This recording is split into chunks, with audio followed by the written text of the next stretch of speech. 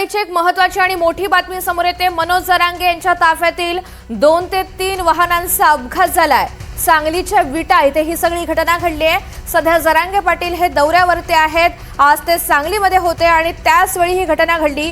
मनोज जरांगे यांच्या ताफ्यातील 2 ते 3 वाहनांचा अपघात झाल्याचं कळतंय।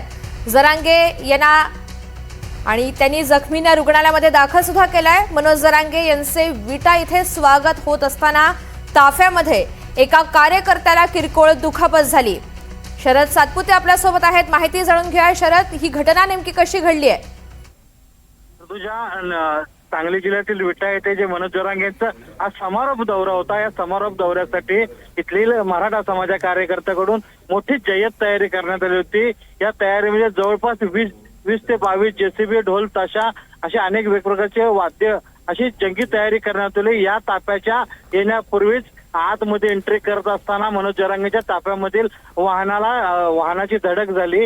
यामध्ये किरकोळ त्यांच्यातील एक कार्यकर्ता जखमी झालाय। त्यांनी स्वागतासाठी न थांबता त्यांनी थेट त्या कार्यकर्त्याला घेऊन जवळच असणाऱ्या हॉस्पिटलमध्ये दाखल करून त्यांना त्याच्यावर पुढील उपचार सुरू आहेत। ऋतुजा, त्याच्या प्रकृती संदर्भात काही माहिती देण्यात आली आहे?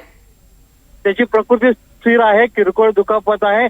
त्याला ऍडमिट करून पुन्हा मनोज जरांगे स्वागताच्या ठिकाणी कार्यकर्त्यांना भेटण्यासाठी येत आहे। ज्यावेळी त्याला दुखापत झाली, मनोज जरांगे न थांबता न स्वागत स्वीकारता थेट डायरेक्ट व्यक्तीला त्या कार्यकर्त्याला नेऊन रुग्णालयामध्ये घेऊन गेले होते। ऋतुजा, निश्चित, धन्यवाद सविस्तर माहितीसाठी।